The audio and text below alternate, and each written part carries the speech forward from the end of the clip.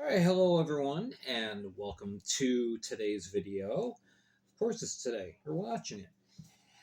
Uh, okay, so what I want to do today is I know there's a bunch of numbers up there, and what I want to do is look at attendance numbers comparing the 2023-24 season to last year. Now, the first thing you're going to think is, well, yeah, didn't we have more people through the gates? Yes, but there's a couple of things to factor in. So we're going to get not too much in the math, but a little bit. So what I did is each team, I have posted. This is in purple. This is their attendance from the 23 to 24 season with the total number of attendance plus, and then the average per game. And then we have in blue the percent to capacity, which isn't really telling the whole story, but it's an indicator. It's one of several indicators.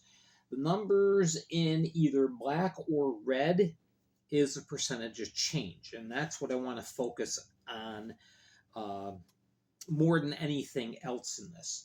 So Binghamton, they saw an increase of 14,000 total over the season, and their attendance went up from 3956 to 4305. 88% capacity, and they saw a growth rate from 23-24 to last year of 8.8%. Now, if you look at all these numbers, you see there's not that many pluses, and that's one of the surprising things. As I looked at the numbers and tried to get a gauge on how much the league has grown as far as getting fans through the doors, there was a little bit of a gap, but there's a couple of things to consider with that, and we're going to talk about that a little bit later. All right. Going on to our next team, Blue Ridge Bobcats. They saw the biggest percentage of increase.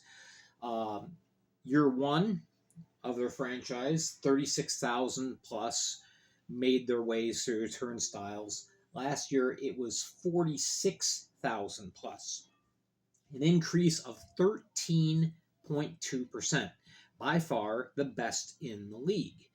All right.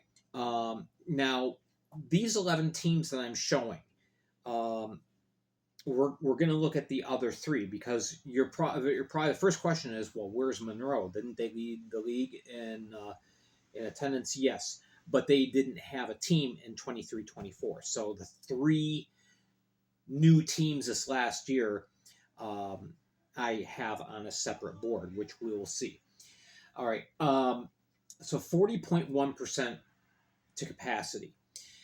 That's, first thing you think is, oh, that's not very good. Keep in mind, this is a second-year franchise. They're still building the market. The fact that the attendance went up 13.2% is fantastic. They're building a brand, they're building a product there, and more people are getting turned on to it. So the fact that capacity percentage is only 40.1% isn't necessarily as bad as it looks when you first see it. There's room for growth. So, and there obviously has been much growth already. All right, our next team. I'm just going through alphabetically for the 11 teams so far. The Zydeco. This was a little bit of a concern, but there's a little bit of a caveat here. All right, attendance dropped from 110,000 plus to 86,000, and percentage of capacity 34.5%. Now, Baton Rouge, as far as the days that they played their games on, they probably had the worst schedule in the league. They had a lot of Wednesday games, Thursday games, not many Friday, Saturday, Sunday compared to other teams. And that hurt them. So, yeah, attendance was down. There were a lot more Friday and Saturday games available the first year compared to the second. Now, remember, the Zydeco, they're just a tenant of the Raisin King River Center. They don't have control over what dates they have available. The arena says these are the dates that you can host a hockey game. And they try to select the best possible days. Um, but yeah, they kind of got hurt with that. Now, um, so 22.3% drop. I don't anticipate that big of a drop coming up this next year. Um, I don't think their schedule could get much worse, so I don't think you're going to see a huge drop like this. That was the main reason for the drop was the poor choice that they had available for days to play. All right, Carolina. As far as percent capacity, they're always up at the top. All right, their attendance did drop a little bit though, from 82,000 to 80,000. They had a couple of rescheduled games, a couple games that fell on Sunday afternoons. Not a good draw in the Winston-Salem market. Saturdays are their big draw. Fridays they do pretty good, but Saturdays, that's the big draw for the Thunderbirds. So they did see a decrease. Now, 2.3%, that's not really bad. Um, you know, you're going to have a little fluctuation from year to year. In my book, if you're within 5%, that's not bad. That's not like, oh gee, what went wrong? We got to fix something. Um, Hopefully, Carolina can keep right around here. I think they will. Again, 91% to capacity. Fans are pretty loyal in Carolina. Columbus, a little bit of a downturn. 99,000 2 seasons ago. Last year, 97,618. That's a drop of 1.5%. Again, not bad. Um, Percentage to capacity, 46.7. Now, for as long as Columbus has been in single A, and I'm talking about both the SPHL and the Fed, um, I'm a little surprised they haven't broken 100,000 yet. At least in their time in the Fed, they've gotten close a couple times. They were closer 2 seasons ago, just missed it. Um, a little off this year. Um, but again, a 1.5% decrease. That's I don't think there's anything to attribute that to. All right, Danbury. A little surprised here. Um, this was the numbers 58,000. That was the year after they had won the championship. So there was a lot of people expecting, maybe they could run it back. Didn't happen. So there was a little bit of a downturn. 54,873 last season. That's a downturn of 9.4%. Um, a lot of that has to do, I think, in my opinion, has to do with there's so many things going on at Danbury Ice Arena now. You have the hat tricks, you have the NAHL hat tricks, uh, you have indoor soccer there, which has been drawing phenomenally.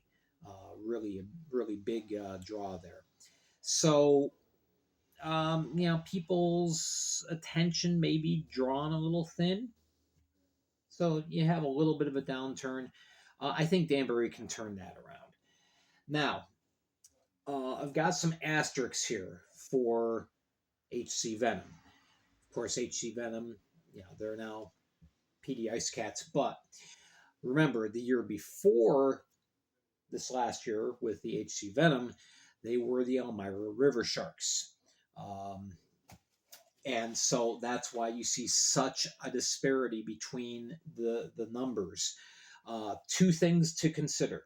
First, much smaller arena in Poughkeepsie that they ended up playing at. Of course, first they started off in Newburgh, and that was really tiny. Poughkeepsie was actually bigger than Newburgh. Uh, Elmira, about 3,700 was capacity, so that's a good size arena. Now you're playing in an arena that maxes out at 1280. And you didn't even have your full schedule. You only played, what was it, 8 games, I think, Poughkeepsie? Um, 7 or 8. The other games were played in Newburgh. So there you go. You have a big percentage on the downturn, but you have to consider there was a change of market, there was a change of ownership for the worse initially. It got better at the end once another new owner came in, but at the beginning of the year, it was a mess, a real mess. And that really hurt the brand, it hurt the interest, and the team really wasn't marketed. So, yeah, you have that big, big number. 505 drawn per game, didn't look good. All right, let's go on to the Rockers because, yes, they're dormant now, but, they have been playing the last 3 years. Just a very slight downturn in attendance. 200 fans exactly. When you divide that up by 28, well, that's only seven seven fans per game less. So they held pretty much steady. 0.7%, but they're relatively on an even keel. Of course, now their task is trying to find a new arena in the Detroit metro area so they can continue. Mississippi. This was another place where we saw a significant downturn. Not good. A lot of it had to do with the product on the ice, the lack of active ownership. Remember, this was one of Barry's teams. And fans had had enough, and they spoke by not showing up for games. So, yeah, downturn of 19.3% as they dropped about 15,000 fans total. 23% to capacity. Now, remember, the Gulf Coast Coliseum, Mississippi Coast Coliseum is huge. You can seat 9,100 people there. So that's a little bit of a deceptive number, that 23.7%. But there was a significant downturn. Now, with the change coming up, which we will find out about next week, new name, new owner, there's a new PR guy coming in. Everything's new and it's different and it's changed. And the goal is, look, let's put this chapter in the past. Let's move forward. Let's build something new. So there you go. You still have hockey in Biloxi, but it's gonna look a lot different, and hopefully on the ice, team will play a lot different. All right, Port Huron, they have been steadily increasing over the last several years, and they don't do it by huge leaps and bounds, but it's just a little bit here, a little bit there, an increase of almost 100 fans a game. In the arena that only seats 2,200, that's really good. So, yeah, a 6% increase in attendance in Port Huron. Watertown, I want to mention something here. We dropped from 25,000 to 20,000. That's the. I want to be careful how I say that. That's what's being told to us anyway. I am under the impression, and so are several other people who are connected to the Wolves, that attendance got underreported in several games. There were several times when a game would be played, I'd be watching it and I'd see the crowd, and it's like, yeah, pretty decent crowd. And then I'd sit there and think, oh, there's like 1,100 people there. Looks like 1,100, 1,200 people, and then I get reported as 700. And it's like, nah, there was more than 700 people there. So, but that's what was reported, 700 average, which is a downturn, 22.1%. I'm not sure how legit that is, but this is the number that officially gets filed with the league. So let me switch boards here. Hold on. All right, let's look at the three teams that were new this last year. We didn't have anything to compare them to in the 23 to 24 season, so that's why they're on a separate board.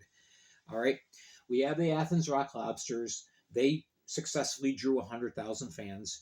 Two of the three new teams broke the 100,000 plateau, so that's great.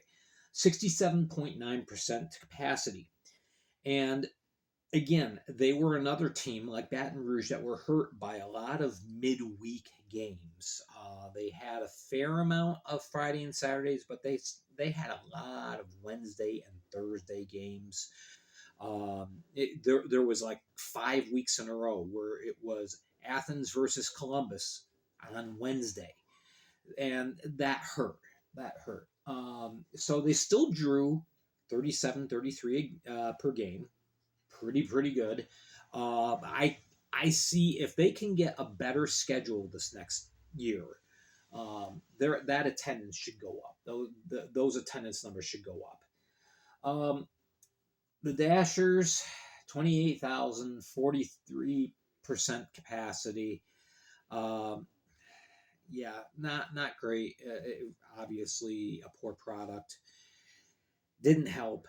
We talked about everything that went wrong with the Dashers a couple of videos ago. We're not going to rehash that. But yeah, so there we go. And then Monroe, that was the success story of the year, drawing 126,000 plus to lead the league in attendance, 45.19 per game, 79.3% on their first year to capacity. That's fantastic. So we just went through the optics, and they don't look as good as you would think, because when you look at the total league numbers, we went from 697,000 fans drawn over the course of the year to 906, an increase of 208,000 in a year. But we had three more teams. Remember, 2 seasons ago, there were only 11 teams in the league. Last year, there was 14. And here's two of them that drew really well. That was a huge percentage of the extra draw. So, okay, an increase of 208,000. But, okay, add these two together, you get 230,000. Meaning that in more venues than not, we actually had a slight downturn for a myriad of reasons. So there we go. You break it down per day, average draw 24,000 up to 32,000. Okay. Now, on a league wide average, we went from 63 435 for each team. That's an average to 64 719. So that's up. Yeah, that's great.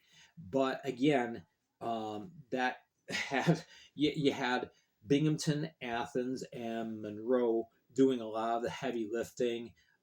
You had good turnouts from Columbus, Carolina, and Baton Rouge, and then it falls off.